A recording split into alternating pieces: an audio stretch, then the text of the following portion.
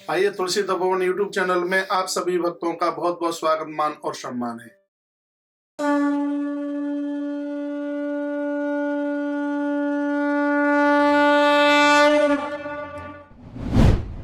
वह व्यक्ति इतना पाप से भरा हुआ व्यक्ति है, इतना धर्महीन व्यक्ति जो नारी को स्नान करते समय दे। भले लोग तो इन सब चीजों से परहेज करते हैं। यहां तक इस ग्रंथ में लिखा है भले ही उस स्त्री का वो पति क्यों नहीं है, यह मर्यादा है कि जिस समय वो वस्त्र बदल रही है उस समय पति वहां ना हो, जिस समय वह स्नान कर रही है उस समय उसका पति वहां न हो। लेकिन आज बिगड़े हुए चरित्र में पूछिए ही मत। बहन और भाई, वर्ष में एक तिथि ऐसी है, यम द्वितीया जिसको कहते हैं, दिवाली के दूसरे तीसरे दिन की बात है, वो दोनों स्नान करते हैं। वो बड़ी मान मर्यादा है। पति और पत्नी दोनों तीर्थ में नदी में स्नान करते हैं, वो बड़ी मान मर्यादा है। ग्रंथ में वर्णन है कि वस्त्र उंगली भी दिखाई न दे, इतना शरीर ढका हुआ होना चाहिए। न पाम की उंगली दिखाई दे, न हाथ की उंगली दिखाई दे। पति और पत्नी उस समय नदी स्नान, ये पूरा चैप्टर भरा हुआ है, वो स्नान कर रहे हैं, दोनों स्नान कर रहे हैं, तो ये मर्यादा है, शरीर पूरा ढका हुआ होना चाहिए। क्या अद्भुत बात है। मैं श्लोक बोले देता हूं भैया। यहाँ पर लिखा, देवा मूत्र पुरेशु च सर्वर्याम दक्षिणा मुखा विनश्य दक्षिणे करणे ब्रह्म सूत्राद मुखा संस्प्रदेश रसवस्तः। मल विसर्जन के समय पर सिर ढका हुआ होना चाहिए। इतना ध्यान रखा जाए, पहले इधर उधर देखे कि जहां मैं फ्लैट बात के लिए बैठा हूं मेरे आसपास कोई मुझे देख तो नहीं रहा है, मेरे ऊपर कोई दृष्टि तो नहीं है, मैं कहीं अग्नि के पास, मैं कहीं मंदिर के पास, किसी में नदी के पास में तो नहीं, ये मैं सब कुछ गलती कर रहा हूं, ये सब उसको समझना चाहिए। ये वर्णन किया गया। आच्छाद्य प्रण वसुदाम त्रिणाम मौन संयुता है। दो काम जीवन के ऐसे हैं, एक है भोजन और एक है मल विसर्जित करते समय व्यक्ति को मौन रहना चाहिए। बाहर से कोई आवाज भी लगा रहा हो तो अंदर से उस समय वह बोले नहीं। ठीक में बजाइए। भोजन के समय पर भी वो मौन रहता है और मल विसर्जन के समय पर भी भगवान सूर्य नारायण ने कहा मौन संयुता, उस समय भी उसको मौन रहने की जरूरत है। सिर ढका हुआ होना चाहिए, पूजा में भी सिर ढका हुआ होता है और मल विसर्जित समय पर भी सिर ढका हुआ होता है। पथि गोष्ठे नदी तीरे छायायाम कूप सन्निधहु। कुआ के सानिध्य में, जहां कभी कुआ खुदा हुआ था, फिर कुछ मिट्टी भर दी तो भी तो कुछ गड्ढा सा रह जाता है, ऐसी जगह पर कहीं लेट बाथरूम के लिए ना बैठें। और क्या कहा गया है कि पति रास्ते में, गोष्ठे गौशाला, गौ सदन में भी ये ऐसा ना करें। नदी तीरे, नदियों के किनारे पर, और क्या है, वृक्ष की छाया में, पेड़ की छाया में, और जुते हुए खेत में, जुते हुए खेत में, कूप सन्निधौ, कुएं की सानिध्यता में, तो सा अंगार कपालेसु, जहां कहीं अग्नि जल रही है वहां, कपालेसु सद मरघट शमशान घाट में।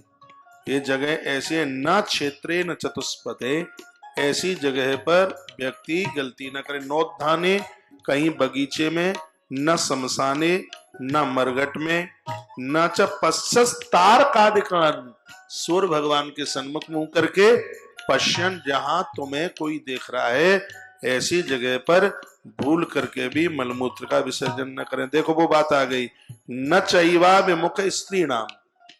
मलमूत्र विसर्जन के समय पर तुम्हें किसी स्त्री ने देख लिया और तुम जानबूझ के ही ऐसा कर रहे हैं। स्त्री को किसी पुरुष ने देखा तो भैया तुम तो हो क्या, गुरु ब्राह्मण योर्गमाम, एक तपस्वी गुरु हो, तपस्वी ब्राह्मण हो, स्वयं विधाता क्यों न हो, वो भी अपने पुण्य को बचा नहीं पाएगा, उसके भी पुण्य समाप्त हो जाएंगे, लुप्त हो जाएंगे।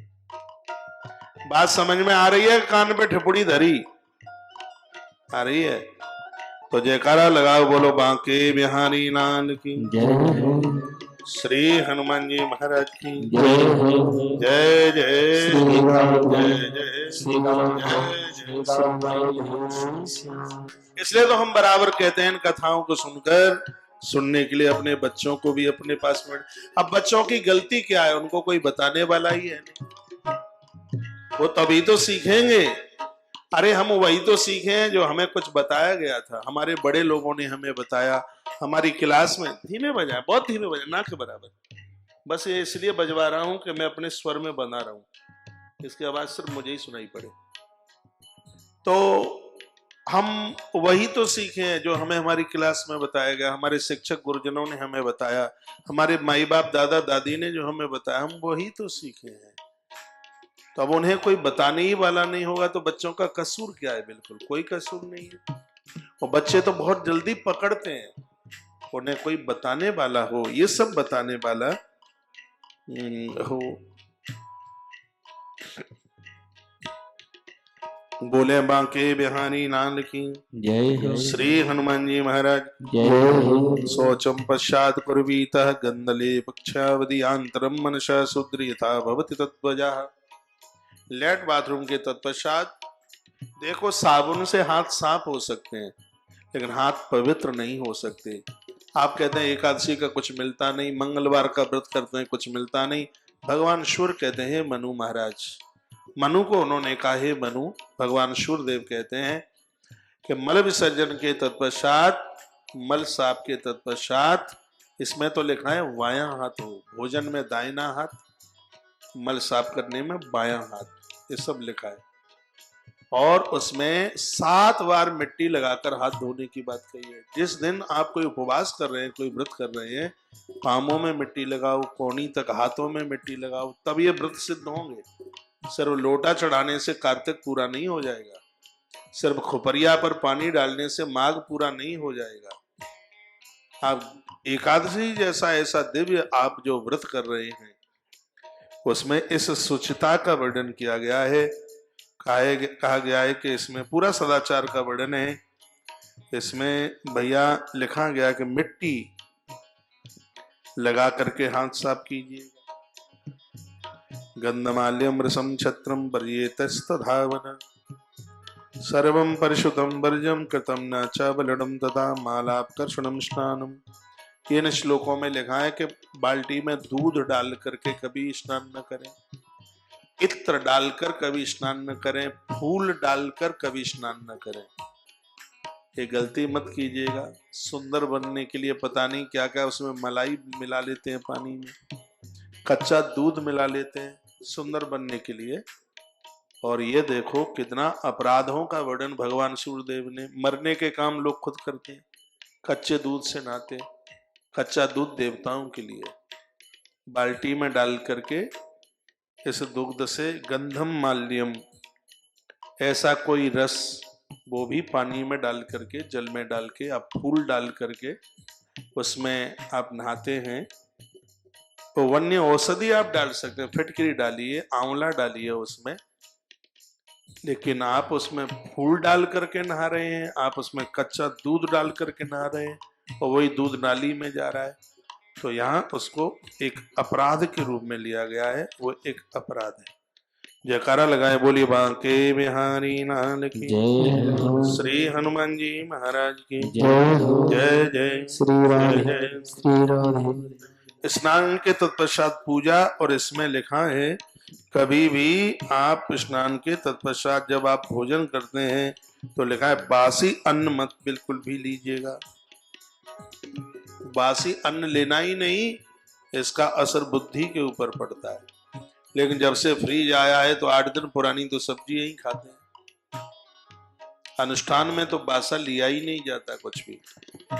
वैसे भी इसको त्याज्यत कर दीजिएगा, मत लीजिएगा।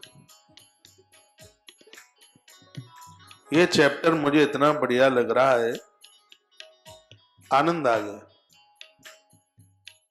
आपके नगर में कोई संत गुरुजन महाराज आए हैं, आपके घर पर ही आए हैं, उद कुंभम सुमनसो, कुंभ कहते हैं घड़ा, मटका, अपने हाथों से उनको पानी का घड़ा भर के दे के आ जाओ। अपने हाथों से जल का लोटा भर के रख के आ जाओ। सुमनो उनको पूजा के लिए अपने हाथों से फूल लेकर के। आप दूसरों से फूल मंगाते हैं और आप खुद फूल ला करके खुद उसका चयन करके स्नान करके फूल तोड़े जाते हैं। अपने हाथों से फूलों को आप लेकर के आते हैं तो उस पूजा आराधना साधना का कई गुना फल प्राप्त हो जाता है। इसलिए थोड़ा गमले में फूल वाले भी पौधा लगा दो, स्नान करके अपने हाथों से चयन करो। एक यहाँ बात मुझे बड़ी मलूक लगी, इसमें ये लिखा हुआ है कि तुम बिना फूल के पूजा करते हो उसका पुण्य मिलता है, लेकिन किसी के बगीचे में से चुरा करके फूल लेकर के आए हो उसका कोई भी फल नहीं मिलता। आचार्य श्री कौशिक जी महाराज यूट्यूब चैनल को लाइक करें, सब्सक्राइब करें और शेयर करें एवं नई वीडियो की नोटिफिकेशन पाने के लिए बेल आइकन को जरूर प्रेस करें।